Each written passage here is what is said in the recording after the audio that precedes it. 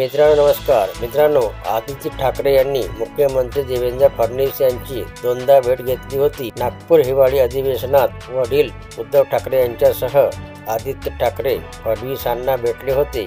त्यानंतर आता तिसऱ्यांदा त्यांनी देवेंद्र फडणवीसांची भेट घेऊन विविध विषयावर संवाद साधला. विशेष म्हणजे उपमुख्यमंत्री एकनाथ शिंदे यांच्याकडे असलेल्या गृहनिर्माण खात्यासंदर्भात प्रश्नावरही त्यांनी मुख्यमंत्र्यांकडेच गाऱ्हाणे मांडलं. त्यामुळे एकनाथ शिंदेंना न भेटता पोलिसांच्या घरासंदर्भातही आदित्य ठाकरेंनी फडणवीसांना विनंती केली.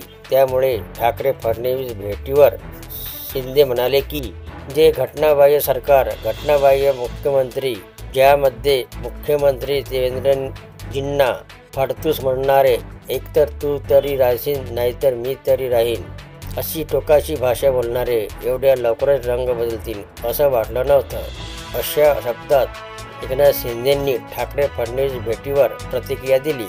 तसेच सरडा रंग बदलतो, पण अशा प्रकारची नवीन जात मी पहिल्यांदाच बघितलं. लोकांनी ज्यांना झिरकावलं, लोकांच्या बाळासाहेबांच्या हिंदुत्वाच्या विचारांची प्रतारणा केली, त्यांना जनतेने जागा दाखवून दिली आणि मतदारांनी त्यांचा कचरा केला. तुम लढो हम कपडा संभालते हैं, तसंच तुम लढो हम देके आते हैं असं मी एकदा म्हटलं होतं, अशी टीका एकनाथ शिंदेंनी केली.